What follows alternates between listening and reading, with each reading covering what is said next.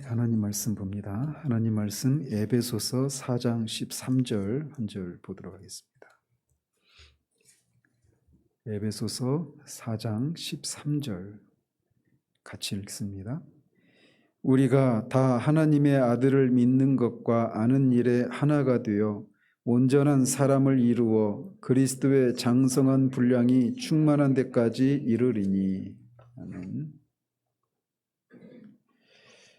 지난 2주에 걸쳐서 교회는 하나님의 백성이기도 하고 그리스도의 몸 또 성령의 전으로서 교회는 성령 안에서 삼위 하나님께서 성령 안에서 임재하시고 통치하시는 하나님의 나라가 실현된 현실화된 공동체다라고 하는 내용을 살폈습니다. 그래서 삼위 하나님이 성령 안에서 임재하시고 통치하시는 곳이 교회인데 이 교회가 종말에 누릴 주님의 재림 때 누릴 재림 이후에 누릴 하나님 나라의 축복과 권세를 이 땅에서부터 여기서부터 누리는 것을 통해서 하나님 나라가 임했다라고 하는 이 하나님 나라의 현현을 증거하고 확장하는 천국 공동체라고 하는 이 사실을 말씀드렸습니다. 자, 오늘은 교회를 이제 성화의 관점에서 성화와 관련해서 또 선교와 관련해서 교회가 무엇인가를 살펴봅니다. 교회는 세상과 구별된 거룩한 공동체입니다. 지난주에도 말씀드렸지만 교회는 사람들의 모임이지만 사람들의 모임 이전에 하나님의 영원하신 선택과 사랑으로 하나님이 먼저 불러 모아져서 모여진 신적인 기관입니다. 그리고 이 교회는 세상 속에 존재하지만 세상과는 구별된 거룩한 공동체입니다. 그래서 성령님은 교회를 세상에 존재하긴 하지만 세상에 속하지 않은 거룩한 무리로 살게 하는 성결의 영이십니다. 성령님은 교회를 죄와 세상에 대해서 죽고 부활하신 그리스도와 연합해서 부활의 새 생명을 누리게 하십니다. 자, 이 표현이 우리가 로마서 6장에서 살피고 있는 것처럼 신자 개인을 향해서 말하고 있는 거죠. 근데 신자 개인을 향해서 말하고 있는 것이기도 한데 또 동시에 이게 교회를 향한 것이기도 하단 말이에요. 그래서 교회는 이 땅에서 부활의 능력을 힘입어서 세상 가운데서 세상과 구별된 그런 모습으로 하나님 나라의 이 어떠함을 드러내는 천국 공동체라고 하는 이 인식을 우리가 가져야 하는 겁니다. 그래서 이 부활의 능력은 마지막 날에 우리가 부활을 했을 때, 부활해서 부활의 몸을 입을 때 누리게 되는 것이기도 하지만 이미 이 땅에서 우리가 거듭나는 순간부터 우리가 이 부활의 생명과 부활의 능력을 누리면서 사는 겁니다. 이게 개인의 차원에서도 그렇고 교회적으로도 그렇다라는 거죠. 지금 그래서 이게 개인에게 해당되는 것이면서 동시에 교회에게 해당되는 거예요.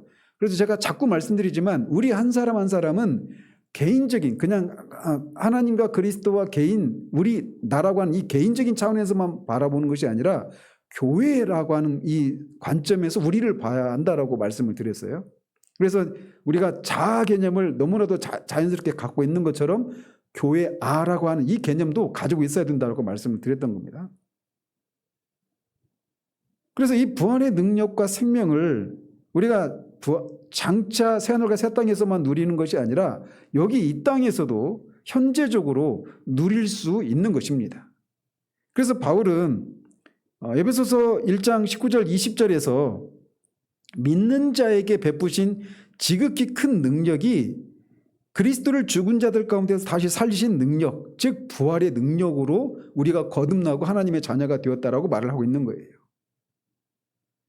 이 부활의 능력만이 우리 안에 남아있는 우리의 죄된 죽을 몸에 남아있는 죄와 사망의 권세를 깨뜨리고 우리가 실천적인 측면에서 죄에서 해방되고 거룩한 새 사람으로 살 수 있게 하는 겁니다.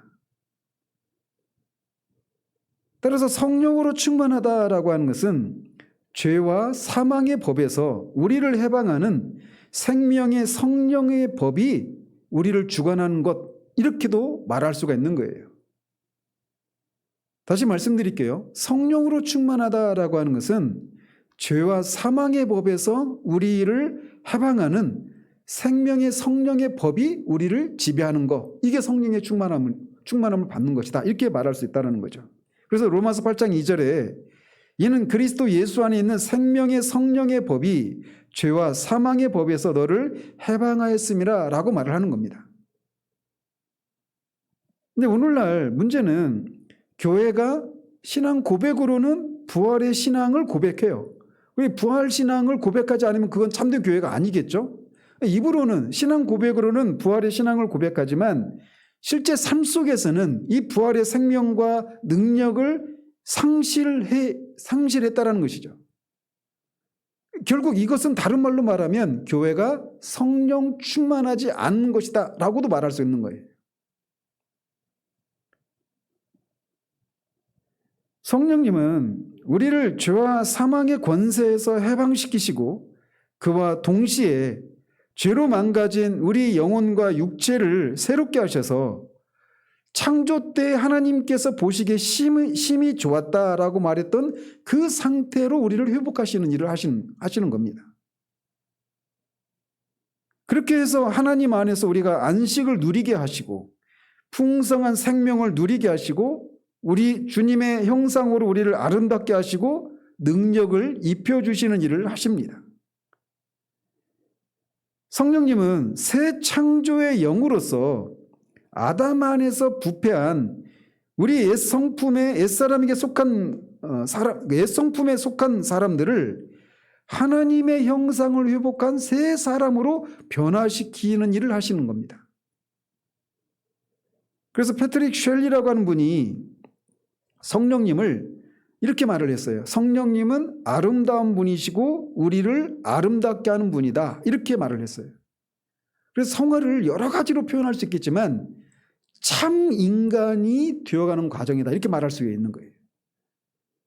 참 인간, 하나님이 창조하셨을 때 바라셨던 그 인간이 되어가는 거예요. 그 인간의 그 완성된 모습이 예수 그리스도이시죠. 따라서 우리가 성령으로 충만하게 되면 그 결과는 반드시 갈라디아서 5장 22절 23절에서 말하고 있는 성령의 열매로 나타나는 겁니다. 그 성령의 열매가 완전하고 풍성하게 나타난 모습이 바로 예수 그리스도예요. 그래서 성령 충만의 확실한 표지는 예수 그리스도를 닮은 성품으로 나타나는 겁니다. 그냥 내가 성령 충만해서 내 마음이 기쁘고 행복하고 막 그런 어떤 충만함을 누리는 이런 감정적이고 이런 데에서 머무르는 것이 아니라 그리스도의 성령의 열매로 나타난 그 현현된 그리스도의 성품을 닮은 모습으로 나타나는 것이란 말이에요. 그리고 이 성령의 열매를 맺는 것은 그리스도 안에 구속의 목적이 실현되는 것과 관련이 됩니다. 즉 이것을 위해서 우리를 그리스도 안에서 구속하신 거예요. 이 열매를 맺도록 하기 위해서.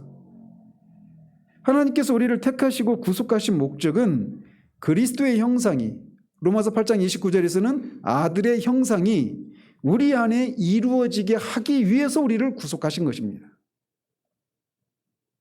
하나님이 미리 아신 자들 또한 그 아들의 형상을 본받게 하기 위하여 미리 정하셨으니 이는 그로 많은 형제 중에서 맏아들이 되게 하려 하심이니라.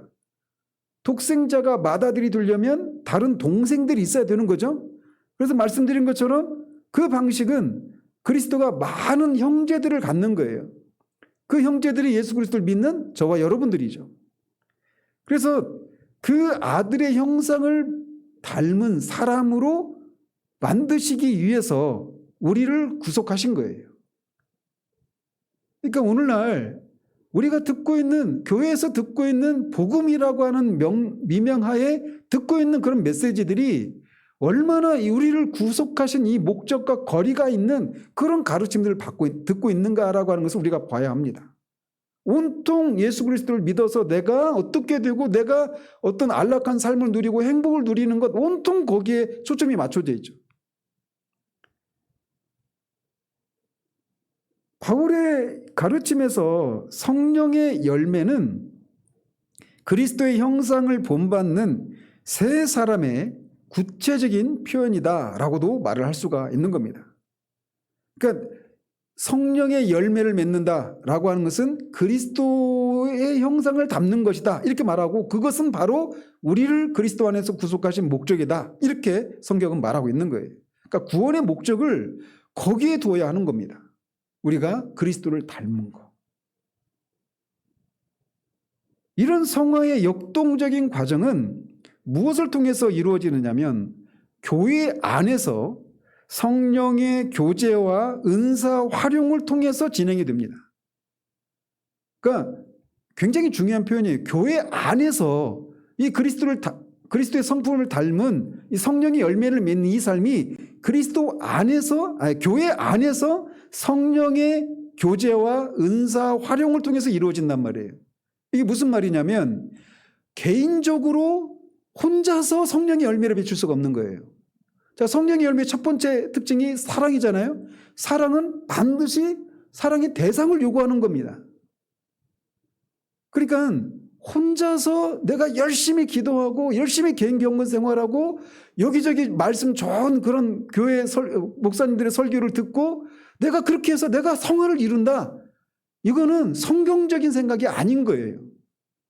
성화는 구원의 목적이 성화인데 성령의 열매를 맺는 것이고 그리스도를 닮는 것인데, 이것은 반드시 교회 안에서 나 말고 다른 대상을, 타자를 요구하는 그런 관계들 속에서 이게 이루어진단 말이에요.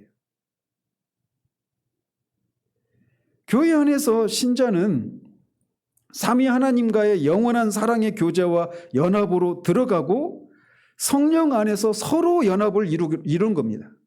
그래서 한 사람이 거듭난다라고 하는 것은 우리가 태어나면 어떤 가정으로 태어나는 것처럼 한 사람이 영적으로 태어나면 다 교회 안으로 태어나는 거예요. 그 교회 안에 태어나서 우리가 한 가족으로 태어나면 가족 구성원들이 서로 연합을 이루는 것처럼 우리가 교회 안으로 태어나고 태어난 각 지체들이 성령을 통해서 서로 연합을 이루는 거예요. 그러니까 서로 유기적인 그런 관계를 맺는 그런 관계 안으로 우리가 들어오는 거란 말이죠. 그래서 요한 웨슬리가 혼자 믿는 신앙이란 성경에 없다라고 말했던 이유도 바로 여기 있는 거예요. 근데 오늘날 어때요? 이런 개인주의적인 이런 신앙 형태들이 굉장히 많죠. 아예 이제 교회를 안 나오고 이렇게 그냥 온라인을 통해서 말씀을 듣고 개인적으로 그냥 그렇게 하면서도 그런 사람들 중에 얼마나 많은 사람들이 정말 정해진 시간에 정해진 날짜에 그렇게 예배를 드리고 그렇게 하는 사람이 어디 있습니까? 자신이 할 일 하다가 틈 나면 하고, 그것도 이제 가끔씩 하는 이런 형태로밖에 존재하지 않아요. 그래서 거의 불씨가 거의 사라져버린 것 같은 그런 모습으로 살아갑니다. 그렇게 되는 데는 오랜 시간이 걸리지 않아요. 아까도 말씀드렸잖아요. 우리가 한 주 동안에 그 주중에 모임을 가지지 않아도 벌써 우리 영적으로 무딘 상태로 온단 말이에요. 근데 이런 것조차 없이 그냥 일주일, 한 달, 1년 그렇게 지내보십시오. 얼마나 그 영혼이 막 답답하죠. 갑자기. 그런데 이렇게 아예 그냥 교회 공동체와 관계없이 그냥 혼자 교회 밖에서 그렇게 신앙생활하는 것도 성경적이지 않을 뿐만 아니라 교회 안에서도 얼마든지 그렇게 개인적으로 그렇게 신앙생활하는 것이 가능합니다. 우리가 작은 규모의 교회 안에서도 그렇고 심지어는 이제 대형교회 이런 데서는 더 그렇죠. 어떤 신앙의 통제도 받지 않고 다른 사람과의 관계가 없이 주고받는 그런 과정 속에서 그렇게 주님을 닮아가는, 때로는 우리가 오래 참는 것도 나 혼자서는 오래 참을 필요도 없죠. 그렇지 않아요? 누군가가 오래 참을 것을 요구하는 누군가가 있어야 거기서 오래 참음이라고 하는 성품이 배양되고 길러지는 거란 말이에요.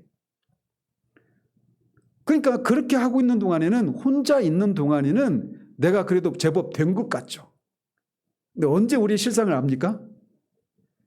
떨어질 수 없는 관계로 맺어지면 거기서 이제 우리의 본성이 나타나는 거예요. 결혼 관계나 교회 안으로 들어오면. 근데 교회는 결혼 관계보다는 덜 끈끈한 것처럼 보이죠. 왜 그러냐면 우리가 영적으로 생각하지 않기 때문에 그러는 거예요.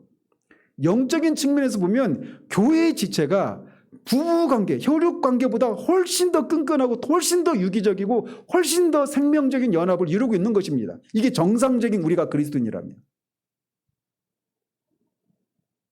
근데 오늘날은 교회를 떠난 사람들에게서 그리고 교회 안에 머물러 있는 사람임에도 불구하고 이렇게 교회 안에서 성령의 교제와 그런 은사의 활용을 통해서 우리가 성화를 이룬다. 이 구속의 목적인 성령의 열매를 맺는 그리스도를 닮는 이 일을 멀리한 이런 신앙의 모습이 너무나 만연되어 있어요.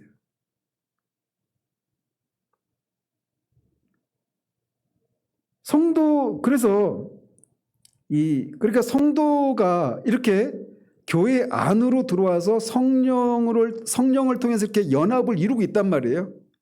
그리고 성도의 교제는 근본적으로 삼위 하나님과의 교제에 근거하는 겁니다.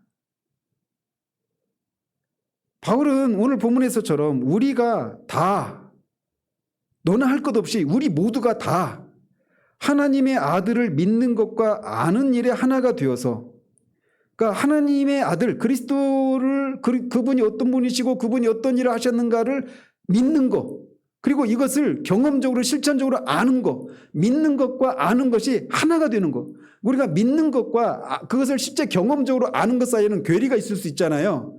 근데 이게 믿는 것이 아는 것인 하나가 되는 그때 우리가 온전한 사람이 되는 겁니다. 그런 온전한 사람을 이루어서 그리스도의 장성한 분량이 충만한 데까지 자라야 한다라고 말을 하고 있는 거예요. 누가? 우리 교회가. 그래서 교회가 그런 곳이어야 하는 거예요. 자, 이런 면에서 오늘날 교회, 건강한 교회, 좋은 교회 이런 기준이 여기에 지금 초점을 맞춘 이런 교회관이 우리 가운데 있습니까? 우리 시대 그리스도인들 가운데? 정말 희귀하죠. 교회가 이렇게 그리스도의 장성한 분량이 충만한 데까지 자라야 하는데 그렇게 성장하기 위해서 삼위 하나님은 교회에 여러 가지 성령의 은사를 주시는 겁니다. 그러니까 이 목적을 위해서 성령의 은사를 주시는 거예요. 근데 성령의 은사도 어때요? 우리는 지극히 개인주의적으로 생각을 하죠. 그죠? 그리고 성령의 은사를 이 목적을 위해서 우리가 범사의 그리스도의 장성한 분량에까지 충만하게 자라도록 하기 위해서 성령의 은사를 주시기도 하시고 또 교회 안에서 부활의 권세로 강력하게 역사하시는 겁니다. 그러니까 이 목적, 그리스도의 장성한 분량이 이루는 것, 성령의 열매를 맺는 것, 성화를 이루는 것 이것을 위해서 교회 안에 성령의 은사를 주시고 부활의 능력과 권세로 교회 안에서 역사하시는 거예요. 따라서 성화론은 근본적으로 교회론의 맥락 속에서 다루어져야 하는 겁니다. 그렇잖아요? 성화가 그리스도를 닮는 거고 성령의 열매를 맺는 거니까 이 관계를 떠나서는 이게 생각할 수가 없는 거란 말이에요. 그러니까 성화를 교회론적인 그런 맥락 속에서 살펴야 한단 말이에요. 그래서 이 시간에 이걸 하는 겁니다. 그런데 오늘날 보편적으로 교회론을 조직신학이 그렇게 되어 있죠. 구원론을 다루고, 그러니까 조직신학 서론이 있죠. 서론에서 성경을 다뤄요. 그래서 조직신학 서론은 성경론 이렇게 말하기도 합니다. 그 다음에 뭘 다뤄요? 신론, 하나님이 어떤 분이시고 그분이 어떻게 존재하시고 영혼 속에서 또 시간 속에서 어떤 일을 하셨는가 이걸 다루죠. 신론에서. 그 다음에 인간론을 다루죠. 인간이 어떻게 빚어졌고 어떻게 인간의 본질적인 구성이 무엇이고 무엇을 위해 창조됐고 타락하기 전에 인간의 상태는 어땠고 타락한 후에 인간이 어떻게 되었는지 인간의 그 창조와 타락, 인간론을 다뤄요. 그 다음에 인간이 그 타락한 인간을 이제 구원하셔야죠. 그 구원자로 오신 그리스도가 어떤 분이시고 어떤 일을 하셨는가. 즉 기독론을 다루는 겁니다. 서론, 칠론, 인간론, 기독론. 그 다음에 구원론, 그러니까 기독론과 함께 구원론을 성령론과 구원론이 합쳐져 있죠. 그리고 나서 따로 이제 교회론을 다뤄요. 그리고 종말론을 다루죠. 이렇게 되어 있어요. 조직신학이. 그런데 그러다 보니까 개신교에서는 보편적으로 구원론을 먼저 다룬 후에 개인의 성화를 위한 어떤 일종의 어떤 보조적인 그런 방편으로서의 교회를 다룹니다. 그래서 개인의 성화가 교회라고 하는 이 공동체의 문맥과 분리되어서 고립된 개인 경건 생활의 좁은 범주 안에서 이해되고 있어요. 앞에 말씀드린 것처럼 교회론 안에서 성화를 논하기보다 이 어떤 개인 경건 생활 위주의 그런 좁은 범주 안에서 교회를 다루고 있단 말이에요. 그러다 보니까 개신교 안에는 어떤 현상이 일어나느냐면 공동체 의식이 결여되는 모습이 나타나는 겁니다. 그리고 영적인 엘리티시즘, 그러니까 개인의 경건 생활을 내가 얼마나 열심을 내고 하느냐에 의해서 성화가 이루어지는 거니까 그렇게 되면 그것을 이룬 사람이 우월해지고 그걸 이루지 못한 사람은 열등감을 느끼고 하는 이런 영적인 우월주의, 이런 것이 이런 배경 속에서 배태가 되는 거예요. 또 자기중심적이고 폐쇄적인 경건주의 경향이 나타나게 되는 겁니다. 그러니까 성화를 교회론 안에서 다루지를 않으니까 이렇게 개인주의적이고 영적인 우월주의나 어떤 개인주의, 자기중심적이고 폐쇄적인 그런 경건주의적인 그런 성향이 나타나는 겁니다. 따라서 우리의 신앙과 신학이 내용뿐만 아니라 구조적인 면까지 성경에 충실하기 위해서는 우리가 앞에서 말씀드린 것처럼 기독론 다음에 구원과 성령론을 같이 다루잖아요. 그 다음에 교련을 다루잖아요. 이런 구조가 아니라 기독론 다음에 교회론의 문맥 속에서 개인의 구원과 성화를 다뤄야 하는 거예요. 그래야 이런 개인주의적인 이런 폐쇄적이고 자기중심적이고 영적인 우월주의라고 하는 잘못된 형태의 신앙이 나타나지 않을 수 있는 거예요. 물론 구조를 그렇게 갖춘다고 해서 자동적으로 그렇게 되는 건 아니지만 이런 구조가 필요한 겁니다. 중세 로마 카톨릭에서는 성화의 은혜가 교회의 예식과 제도를 통해서 개인에게 기계적이고 자동적으로 수여되는 것으로 보았습니다. 이걸 이제 성례의 사요성 이렇게 말을 해요. 그러니까 세례를 베풀면 그것으로 거듭나고 이렇게 되는 거. 우리가 성찬에 참여하면 그리스도 안에 들어가는 거. 그러니까 어떤 그 교회에서 행해지는 여러 가지 의식에 참여하면 의식에 참여하는 그 자체로 자동적으로 그것이 상징하고 있는 실제 그 은혜들을 경험하고 누리는 거. 이런 생각을 갖고 있단 말이에요. 이걸 엑스 오페라토 이렇게 말을 하는데 이게 자기중심적인 이 중세 로마 카톨릭에서 가지고 있는 그런 성화 개념이었어요. 그랬는데 그것에 반해서 이것에 대한 반동으로 일부 개신교에서는 성화의 은혜를, 그러니까 성화의 은혜를 개인적인 차원으로 제한시키는 그런 경향을 나타내게 되었습니다. 그러니까 로마 카톨릭이 제도적이고 교회적인, 거기에 참여하기만 하면 자동적으로 성화가 이룬다. 잘못됐잖아요. 그러니까 이것에 대한 반동으로 이거는 내가 지극히 개인적으로 내가 그 성령의 거듭나게 하심과 그 성화를 이루는 이런 삶을 통해서 내가 성화를 이루어가는 것이다 라고 하는 이런 차원에서 이것에 대한 반동으로 개인적인 이런 성향의 성화론이 등장을 하게 되었단 말이에요.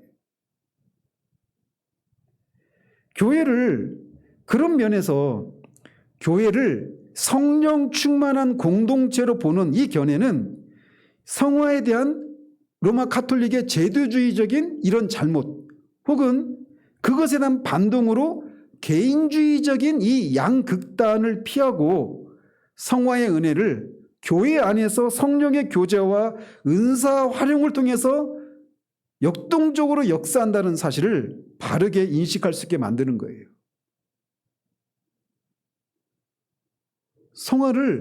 성화는 교회론적으로 성화를 봐야 한단 말이에요.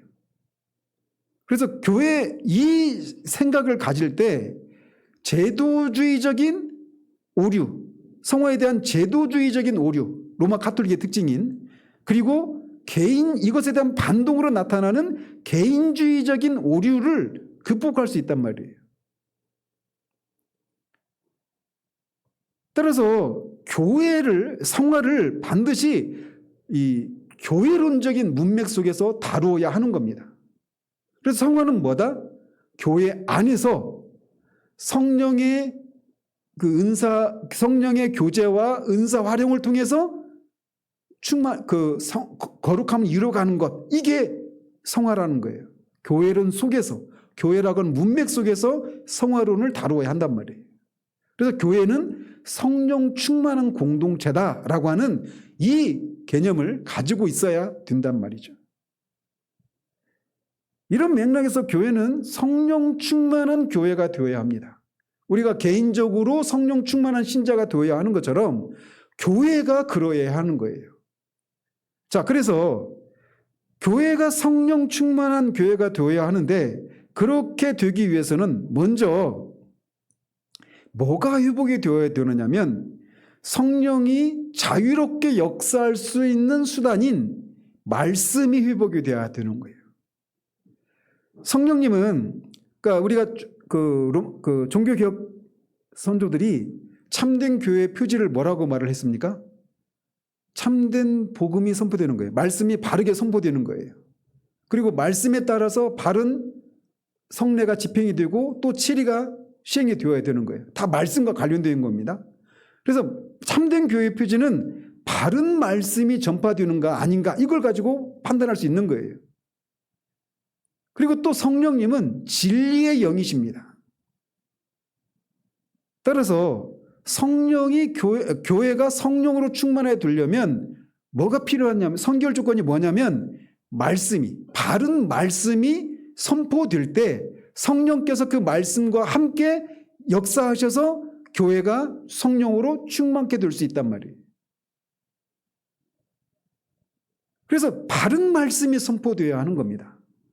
교회가 성령 충만한 교회가 되기 위해서는. 성령님은 그러면 바른 말씀이 뭐냐라고 할 때 어떤 말씀이 바른 말씀이냐라고 하는 것을 여러 가지로 말을 할 수 있겠지만 크게 두 가지만 말씀을 드리면 이 설교가 신구약 성경에 증거된 언약과 성취라고 하는 구속사적인 맥을 따라서 잘 밝혀주는 설교, 이게 바른 설교예요. 그래서 우리가 성경은 무엇을 말하는가 여기도 한번 했죠. 그래서 구약에서는 언약, 예표로서 그림자로서 옛 언약을 주셨죠. 그리고 그 언약을 믿음으로 구원을 받죠. 그래서 옛 언약이나 구약의 시대나 신약 시대나 하나의 은혜 언약이 있는데 그 하나의 은혜 언약이 집행되는 방식이 달라서 구약과 신약 이렇게 나눈다 이렇게 배웠잖아요. 그죠? 그래서 구약은 구약의 언약이 신약에서 어떻게 성취되었는지 구약과 신약을 이렇게 구속사적인 맥을 따라서 풀어주는 설교, 이게 바른 설교란 말이에요. 그 설교를 통해서 그 설교를 사용하셔서 성령께서 교회를 충만케 하시는 일들을 하시는 겁니다. 그러니까 교회가 성령 충만하기 위해서는 먼저 바른 설교가 전해져야 되는데 구속사적인 맥에서 언약의 성취라고 하는 이 구속사적인 맥을 따라서 성경이 전해져야 되는 거예요. 그러니까 구약 성경을 아브라함이 이렇게 했으니까 우리도 이렇게 하십시다. 어떤 도덕적이고 윤리적인 교훈을 말해주는 것으로 그치면 안 되는 거예요. 그 아브라함이 조상들이 겪었던 어떤 구약에 있는 그 모든 사건들이 어떤 언약 아래서 이루어진 일이고 이것이 이 언약이 신약에 와서는 그리스도를 통해서 어떻게 성취되었는지, 그러니까 우리는 어떻게 살아야 되는지 이렇게 이어가야지, 이거를 구약과 신약이 아무런 맥이 없이 그냥 따로따로 별도의 어떤 그런 사건들과 책인 것처럼 말을 하고 거기서 기껏 어떤 도덕적이고 교훈적인 설교를 뽑아내는 이런 말씀은 바른 말씀이 아니고, 그런 말씀을 전하는 동안에는 성령으로 충만케 되는 일이 요원하단 말이에요. 무슨 말씀인지 아시겠죠? 그래서 구약 전체를 통해서 증거된 하나님의 언약이 예수 그리스도의 구속사역을 통해서 어떻게 성취되고 성령 안에서 그 효력을 발휘하고 그 언약의 부유한 축복이 무엇인가를 밝히 드러내는 설교, 그리고 그것을 통해서 우리에게 우리는 어떤 사람이 되었는가를 알려주는 이 설교가 회복이 되어야 되는 거예요. 그 설교를 통해서 성령께서 강력하게 역사하신단 말이죠. 자, 이런 것을 볼 때 왜 오늘날 교회가 성령 충만하지 못한가라고 하는 이유를 찾을 수 있겠죠. 오늘날 강단에서 전파되는 메시지들은 이런 복음의 진수, 언약과 성취라고 하는 이 구속사적인 맥락, 구약에서 약속하신 하나님의 언약이 신약의 예수 그리스도의 대속사역을 통해서 어떻게 성취되었는가를 설명해 주는 이런 방식의 설교가 전파되지 않는 이게 복음의 진수인데, 그 진수가 온전히 드러나지 않고 있단 말이에요. 오늘날 강단이. 인간의 타락과 반역에도 불구하고 이 언약을 성실하게 이행하시는 삼위 하나님의 위대한 구원 사역과 그 은혜가 제대로 증거되지 못하고 있는 거예요. 그리스도의 구속으로 말미암아 성령 안에서 임한 하나님 나라의 능력과 축복에 대한 설교를 듣기 힘든 그런 시대를 살고 있습니다. 자, 그래서 먼저는 이렇게 구약에 약속된 하나님의 언약이 예수 그리스도의 대속사역을 통해서 어떻게 성취되었고 성령께서 그 성취된 것을 우리에게 능력 있게 나타내 주시는, 실천하시는 이런 내용, 이 복음의 진수를 바르게 선포해야 되는 겁니다. 자, 이런 말씀 속에는 내가 무엇을 어떻게 해야 된다라고 하는 메시지가 있습니까? 없습니까? 없죠. 복음은 하나님이 그리스도를 통해서 하신 일, 이렇게 말을 했잖아요. 우리가 무엇을 하지 말고 해야 되는 일이 아니라 그리스도를 통해서 무엇을 해야 되는데 우리가 할 수가 없잖아요. 바로 그런 우리를 위해서 끊임없이 반역하고 원수된 우리를 위해서 하나님이 그리스도를 통해 하신 일, 이게 복음이에요. 그거를 바르게 선포하는 일이 있어야 성령께서 그 말씀을 사용하셔서 교회를 충만케 하시는 일들이 가능할 수 있단 말이에요. 그래서 이 말씀이 회복이 되어야 하는 겁니다. 또 성령님은 진리 영이시면서 또 동시에 그리스도의 영으로 불리시는 분이십니다. 그래서 성령님은 그리스도를 증거하고 그리스도를 영화롭게 하시는 분이에요. 스스로는 감추시면서 말이죠. 그렇기 때문에 그리스도와 그의 십자가가 바로 전파되는 곳에 성령께서 가장 충만하게 임재하시고 역사하시는 겁니다. 그런데 안타깝게도 오늘날 예수 그리스도와 그의 십자가의 부유한 의미와 효력을 온전하게 증거하는 설교를 좀처럼 듣기가 쉽지 않은 시대를 우리가 살고 있단 말이에요. 그럼 이거를 교회가 부정하느냐? 부정은 하진 않아요. 근데 너무 이 낮은 수준에 있거나 아니면 이걸 아예 그냥 당연한 것으로 딱 깔고 그 전제를 하고 나서 그러면 우리가 어떻게 살아야 되는가, 이런 얘기를 하고 있는 거예요. 이런 일들과 내가 어떤 관계를 맺고 있는지, 자신이 그리스도께서 하신 일을 통해서 이루신 이 일과 내가 실제로 어떤 관계가, 실제적인 관계가 있는지, 내가 정말 구원 받았는지, 이런 것들을 점검하는 과정도 없는 이런 설교들이 넘쳐나단 말이에요. 오늘날 강단에서 전파되는 설교들은 온통 신자가 어떻게 해야 되는가, 내가 신자의 그런 책임과 사명, 그리고 열심을 고취시키는 윤리적인 지침과 권면으로 가득합니다. 근데 이 방식이 어떤 감동적인 어떤 예화를 통해서 감동을 시키는 방식으로 그렇게 행해지고 있어요.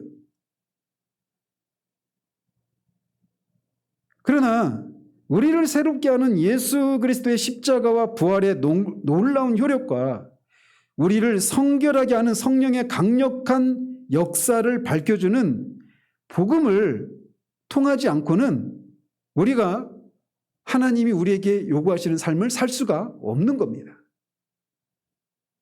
따라서 그런 복음을 제시하지 못하기 때문에 교인들을 새로운 율법주의의 덫에 빠지게 만들고 있는 거예요.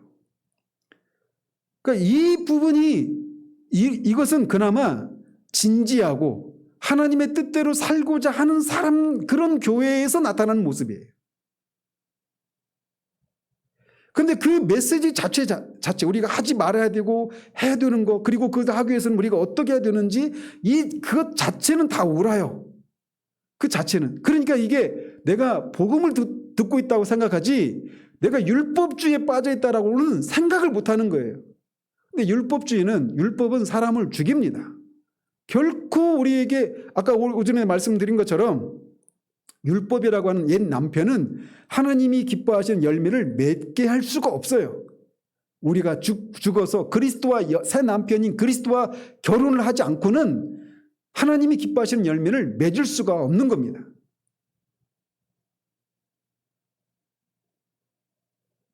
많은 교인들이 복음의 핵심이 흐려진 율법적인 그런 메시지에 짓눌려서 그리스도 안에서의 자유와 생명을 누리지 못하고 있어요.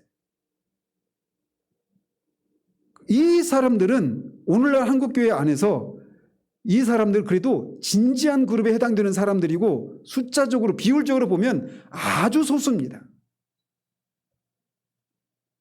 또 다른 편에서는 온통 축복에만 초점을 맞춘 값싼 은혜의 복음이 윤리적인 방종을 조장하고 있습니다. 그래서 두 극단이 있어요. 율법주의적인 모습과 무율법주의적인 이 모습이 교회의 생명력을 갉아먹고 있단 말이에요. 그래서 이 복음이, 바른 설교가 회복이 되는 일이 교회가 성령으로 충만해지는 급선무인 거예요. 그래서 하나님이 구약을 통해서 약속하신 것이 예수 그리스도를 통해서, 예수 그리스도의 그 구속 사역을 통해서 어떻게 성취되었는지, 그 그리스도께서 어떤 분이시고 그분이 어떤 일을 하셨는지, 그분의 십자가의 죽으심과 부활을 통해서 이루어진 일들이 무엇인가라고 하는 것을 바르게 전하는, 그 십자가의 죽으심과 부활의 그 부요하심과 풍성함을 바르게 전하는, 그 바른 복음을 전하는 이것이 회복되지 않고는 교회가 충만해지는 일은 요연하다라는 거죠. 우리는 지금 말씀의 홍수 속에 살고 있습니다. 우리 교회도 벌써 2,500편이 넘는 설교를 했죠. 이런 교회가 5만 개, 6만 개 있으니까 숫자 계산해 보세요. 오늘 주일에만 한국교회 안에서 몇 편의 설교가 전해지고 있을까요? 막 5부, 6부 예배 있는 교회도 있죠. 그런 그 6번, 5번, 그 부서별로 주일학교부터 해서 하면 하루에도 한 대형교회 이런 데서는 수십 편의 설교가 전해지겠죠. 그런 교회가 수만 개가 있어요. 우리 교회도 2번 전하잖아요. 그러니까 일주일이면 교회 전해지는 설교가 수십만 편이 전해지고 있는 겁니다. 이 오늘 하루만. 그야말로 말씀의 홍수 시대에 살고 있죠. 북한에 있는 성도들은 말씀을 들을 수가 없잖아요. 그죠? 근데 우리는 진짜 그야말로 말씀의 홍수 속에 살고 있어요. 그리고 자신이 섬기고 있는 교회에서 전해지는 설교만 들을 수 있는 것이 아니라 유튜브나 이런 인터넷을 통해서 엄청난 그런 설교를 들을 수 있죠. 그야말로 말씀의 홍수 속에 살고 있다. 이렇게 말할 수가 있습니다. 근데 정작 홍수 때 마실 물이 없죠. 그런 것처럼 이렇게 말씀의 홍수 속에 살고 있는데도 성령의 능력이 함께하는 권세가 있는 말씀이 희귀한 때를 우리가 맞이하고 있습니다. 왜 이런 현상이 초래되었을까요? 방금 말씀드린 것처럼 우선적인 원인은 설교의 부실함 때문이다. 이렇게 말할 수가 있는 거예요. 성령님은 진리 영이시고 그리스도의 영이시라고 불린단 말이에요. 근데 진리가 바르게 전하지 않으니까, 그리스도의 십자가의 죽으심과 부활에 대한 설교가 바르게 전하지 않아지니까 성령의 역사하심이 희귀하게 나타나고 있는 현상을 초래했단 말이에요. 설교의 내용이 먼저는 부실하기 때문이다 이렇게 말할 수 있어요. 그런데 또 다른 이유가 있다라면 설교자, 저와 같은 설교자에게서 그 문제를 찾을 수가 있습니다. 전해지는 설교가 성경적이고 복음적이어야 하는 것은 설교의 기본 요건입니다. 그래서 앞에서 말씀드린 것처럼 그렇게 언약의 성취라고 하는 구속사적인 맥락에서 말씀을 구약과 신약을 통일성 있게 전하는 이런 설교와 그리스도의 십자가의 죽으심과 부활을 통해서 이루어진 일들을 바르게 전하는 것은 기본 요건이에요, 설교에. 근데 그렇게 바르게 전한다 하더라도 자동적으로 성령이 충만하게 역사하시는 것은 아니다라는 거죠. 설교자는 성경에 충실할 뿐만 아니라 성령의 능력을 전적으로 의존해야 합니다. 칼빈이 말했던 것처럼 성경과 성령은 항상 같이 가야 합니다.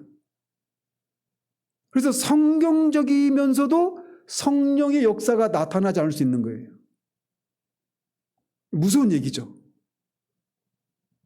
그러니까 토저가 말했던 것처럼 성경적이냐 성령적이냐, 이 짧은 아티클이 있거든요. 그런 얘기를 하는 거예요. 이런 이유 때문에. 설교가 지극히 성경적인데도 성령의 역사하심이 동반되지 않을 수 있단 말이에요. 바울은 복음을 전할 때마다 이런 이유로 성령의 능력과 나타남만 의존했다라고 고린도 교회를 향해서 말을 합니다. 또 제자들도 사도행전에 보면 예수님의 제자들도 성령으로 충만함을 받은 후에야 복음 전파 사역을 감당하기 시작했어요. 그렇기 때문에 말씀 사역에 있어서 성령 충만은 필수적인 것입니다. 성령은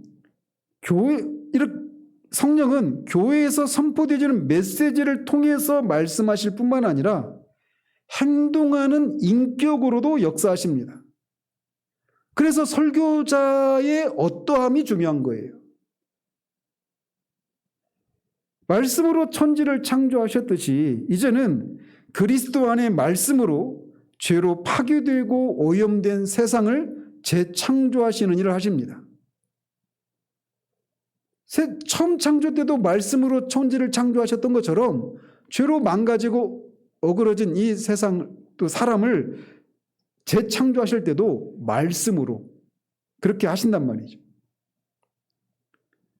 그래서 성령이 충만히 임재하면 우리가 전하는 메시지에 새 창조의 능력이 역사하는 겁니다.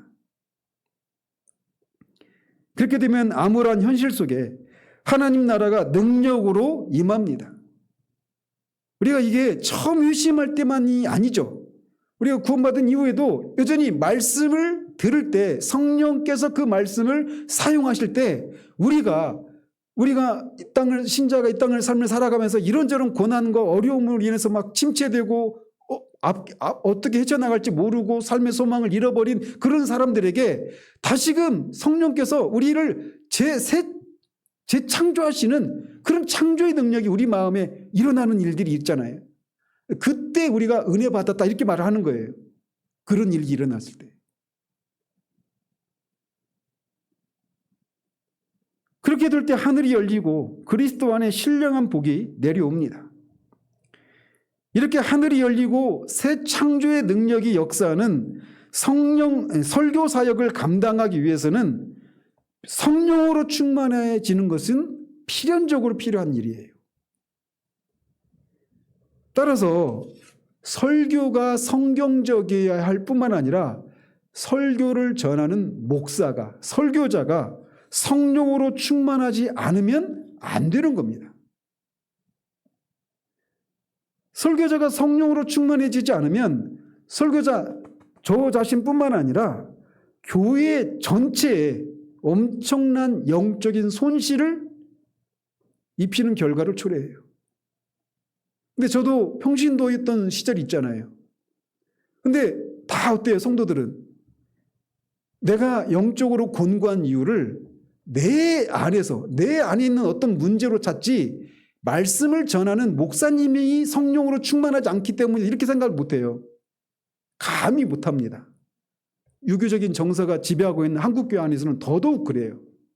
그런데 냉정하게 성경적으로 정직하게 얘기하면 설교자가 말씀을 전하는 저 같은 설교자가 성령으로 충만하지 않기 때문에 교회가 성령으로 충만하지 않을 수 있는 거예요. 그리고 말씀이 바른 복음이 아닌 경우에도 마찬가지죠. 근데 두 가지 원인에서 교회가 성령 충만하지 않다라고 생각을 못하는 거예요.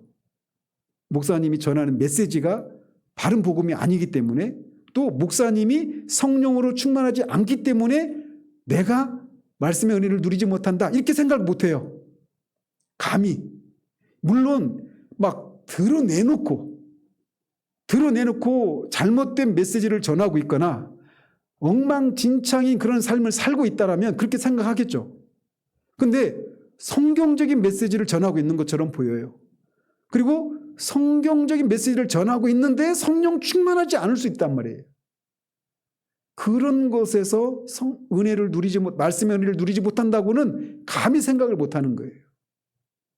그러니까 저 같은 목사들이 아무런 두려움 없이 말씀 사역을 감당하는 겁니다. 무서운 얘기죠. 목사가 성령으로 충만하지 않으면 하늘이 닫혀서 은혜의 이슬이 내리지 못하게 됩니다. 영혼을 자유롭게 하고 새롭게 하는 새 창조의 능력이 역사하지 못하게 돼요. 자, 오늘부터는 내가 주일을 예배 드리고 가는데 은혜를 누리지 못하고 갔을 때 나 때문이야가 아니라 우리 목사님 때문이야. 여기서 이렇게 핑계대지 마시기를 바라요. 그럴 수도 있지만 아닐 수도 있습니다. 판단은 하나님이 하시겠죠. 어쨌든 설교자가 성령으로 충만하는 것은 설교자 자신만의 문제가 아니라 교회가 살고 죽고의 문제인 거예요. 이거 생각하면요, 설교를 저는 누구에게 너 목사 해라 이렇게 말을 못 건네겠어요. 이 짐을 생각하면.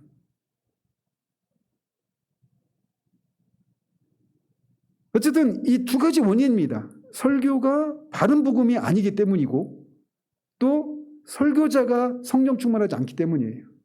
그러니까 교회가 성령으로 충만하지 못한 겁니다. 그러니까 그렇기 때문에 교회 안에서 성화가 이루어지는 건데 이 성화가 이루어지지 않는 거예요. 연결고리가 생겼죠.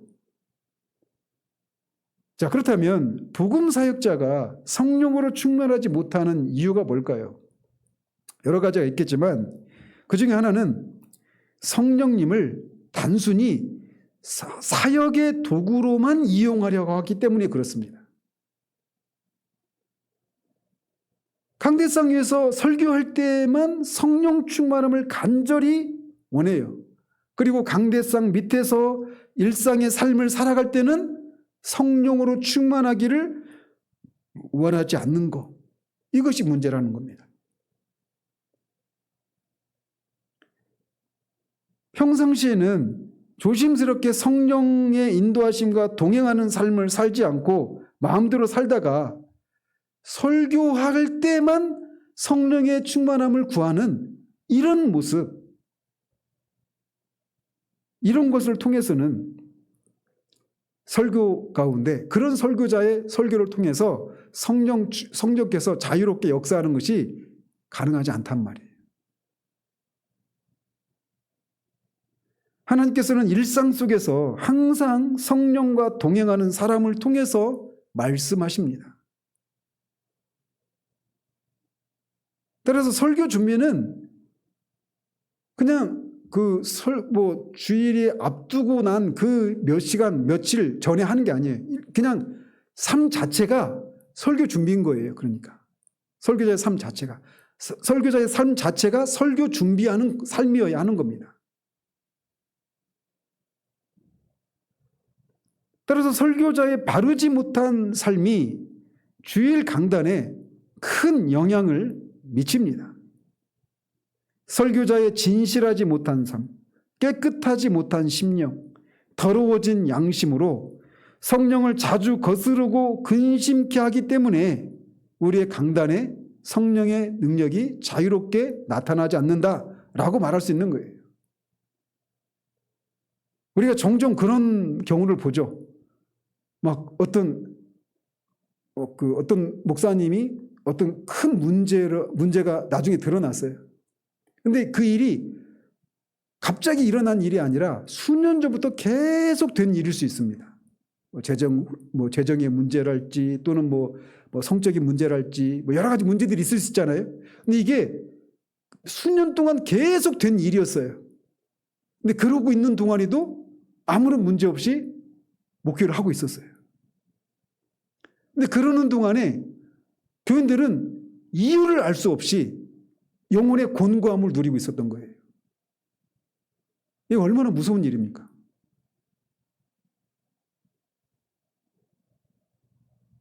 그래서 제가 거듭 말씀드리지만 오늘 한국교회 문제는 저를 포함한 목사들의 문제예요. 목사들이 변해야 한국교회가 변합니다.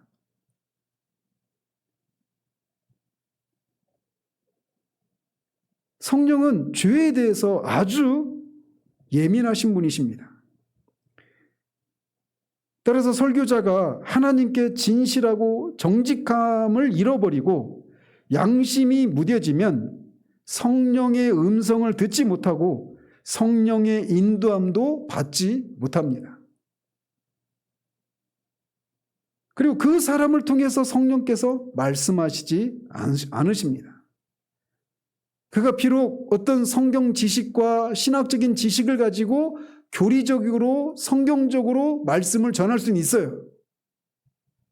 그렇지만 그 안에 성령의 불이 없단 말이죠. 그러는 동안에는 성령의 능력은 함께하지 않습니다. 그런 상태로 수년, 수십 년을 할 수 있어요. 얼마든지 사람을 속일 수 있죠. 그러나 하나님은 속일 수가 없는 겁니다. 강단에 하나님의 능력과 영광이 떠난지도 모를 정도로 영적으로 어두워진 설교자들이 저는 오늘날 한국교회 안에 넘쳐난다고 봐요. 이게 우리 영적인 가난함의 근본적인 원인이에요. 제가 볼 때는. 목사가 바뀌지 않으면 한국교회에 소망이 없습니다. 큰 규모의 목사이든지 작은 규모의 그런 목회를 하는 목사이든지 상관하지 않고 작은 교회 목사라고 해서 다 하나님 앞에 진실하고 정직하고 말씀을 바르게 전하고 날마다 성령의 충만함과 인도하심을 받으며 살 것 같죠? 어려우면 저는 언제가 이천수 목사님이 이천수는 축구선수고 이천수 목사님이 어떤 그 작은 교회 목사님들의 영성을 막 칭찬을 하더라고요. 그분들은 막 재정적으로 어렵고 막 교회 이런저런 막 결핍이 있으니까 막 하나님 앞에 때를 쓰고 막 의지하고 붙잡고 막 그렇게 기도하니까 그렇다라는 거예요. 근데 실제로 그런가요? 제가 볼 때는 그렇지 않아요. 저를 포함해서도. 외적인 환경이 하나님과의 관계를 자동적으로 보장해 주는 건 없습니다. 누구라도 깨어있지 않으면 그런 모습을 살 수가 없어요.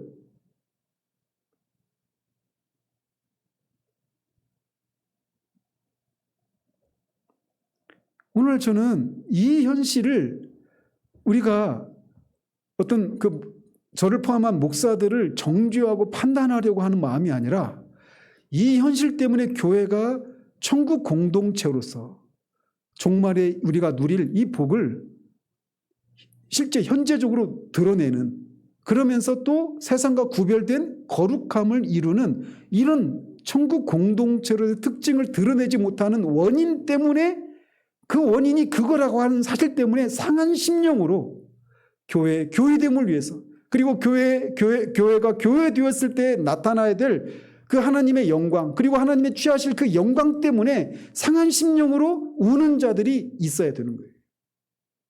그게 우리가 교회를 위해서, 설교자들을 위해서 기도해야 될 제목입니다.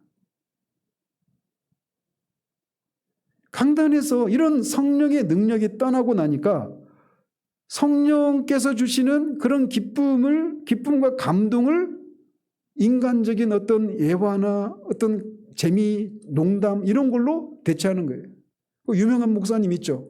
장머시기. 저는 그 모습 보면 슬픕니다. 너무너무 슬퍼요. 그런 모습을 보면.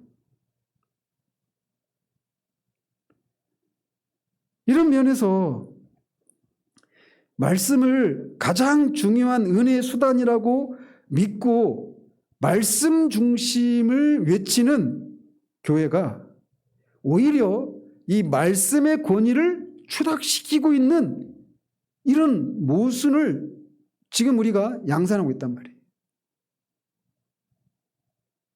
이런 측면에서 교회를 볼 수 있어야 돼요. 그리고 그런 교회를 바라보시는 주님의 마음을, 그리고 그런 교회 안에서 원하지만 이유도 모른 채 영적인 공고함과 고통을 겪고 있는, 그리고 그게 영혼의 고통인지도 모른 채 영혼의 이런 만족과 기쁨을 인간적인 어떤 감동과 기쁨 이것을 누리고 있는 것으로 은혜를 누리고 있다고 착각하고 있는 그 많은 사람들을 생각하면서 우리가 말씀의 바른 회복, 그리고 설교자의 회복을 위해서 우리가 기도해야 되는 거예요.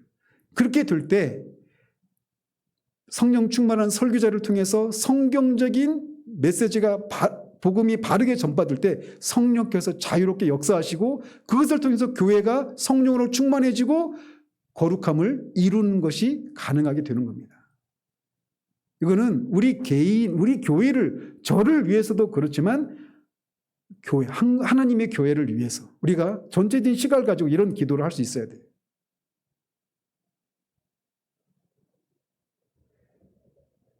여기까지 해야 되겠습니다. 하나 하려면 또 안 되겠어요. 여러분이 제가 이런 말씀을 전한다고 해서 저는 그 성령 충만한 가운데 일주일을 살고 바른 복음을 늘 전하고 있기 때문에 이런 말을 하는 게 아닙니다. 우리 시대가 얼마나 영적으로 가난하고 성경에서 말하는 교회의 모습과 성도들의 모습에서 너무나 멀어져 버린 그런 삶을 살고 있는지를 우리가 상한 심령으로 바라볼 수 있어야 돼요. 판단하고 정죄하는 이런 마음이 아니라 나는, 우리 교회는 그렇지 않다라고 하는 영적인 우월감을 가지고 나는 아닌 바리새인과 같이 내가 저 교회와 같지 않은 것, 내가 저 설교자와 같지 않은 것을 인해서 감사합니다, 이런 마음으로 이런 말씀을 듣거나 또 그렇지 않은 것 같은 교회와 목사님들을 위해서 기도하는 이런 우리가 되지 않아야 돼요. 교회를 이렇게 성화를 교회론적인 문맥에서 살펴볼 때 우리는 지금 한국교회가 처한 상황이 얼마나 근본적인 문제이고 얼마나 정말 하나님이 역사하시지 않으면 우리 어떤 열심과 어떤 개혁을 꿈꾸는 이런 어떤 열심과 조직적인 활동 이걸 가지고 되지 않는 문제라고 하는 것을 우리가 알 수 있게 되는 거예요.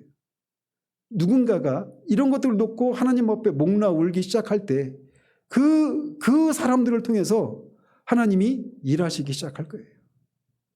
그래서 우리가 오늘은 어쨌든 교회가 이렇게 교회는 성령 충만한 공동체다라고 하는 이 바른 생각을 우리가 가지고 우리 교회를 우리 시대의 교회들을 바라볼 수 있고 또 설교자들을 볼 수 있기를 그리고 그들을 위해서 기도할 수 있는 우리들 되기를 바랍니다. 기도하겠습니다. 하나님 아버지, 교회가 성령 충만한 공동체다라고 하는 성화를 교회론적인 측면에서 바라봐야 된다는 사실을 우리가 이 시간 살펴봤습니다. 말씀을 전한 저가 무엇이라고 해서 이런 말씀을 전한 것이 아님을 주님이 아십니다. 저 역시도 주님 앞에 부끄럽고 참으로 전하는 말씀과 이반된 모순된 그런 삶을 살아가고 있는 사람에 불과함을 주님께 고백을 드립니다. 말씀에 대한 이 말씀을 바르게 전하는 일에 있어서도 얼마나 부족하고 얼마나 부분적인 것만 알고 있는지 때로는 얼마나 생명력 없이 전하고 있는지를 주님이 아십니다.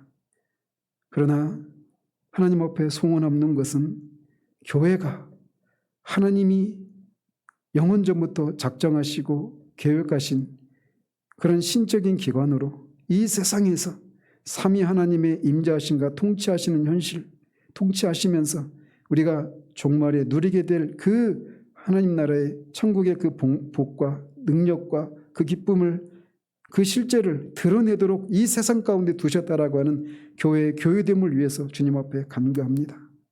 이 시대의 교회들에 다시금 바른 복음이 선포될 수 있도록 도와주시옵소서. 말씀을 전하는 저를 포함한 목사들이 정말 하나님 앞에 대오각성하여 하나님 마음을 찢고 정말 성령 충만한 가운데 주님의 말씀을 전하는 일들이 일어날 수 있도록 하나님 도와주시옵소서. 교회라고 하는 이름을 걸어놓고 있지만 실제로는 하나님 거기에서 복음을 들을 수 없기에 율법주의와 무율법주의의 그 망령 속에서 내가 왜 이렇게 힘든지조차 모른 채 하나님 그렇게 고통을 받고 있는 주의 백성들을 돌아보시고 그런 주의 백성들의 삶을 통해서는 하나님이 하신 일들이 온전히 드러나지 않는 이 현실을 인해서 그래서 하나님이 마땅히 받으셔야 될 그 영광과 존귀를 받지 못하시는 현실을 인하여서 하나님 교회를 새롭게 해주시기를 원합니다. 말씀을 전하는 설교자들을 새롭게 해주시기를 원합니다. 그래서 교회가 정말 명실공히 성령 충만한 공동체로 세상 가운데 그렇게 구별된 모습으로 나타날 수 있도록 하나님 도와주시기를 원합니다. 예수 그리스도 이름으로 기도합니다. 아멘.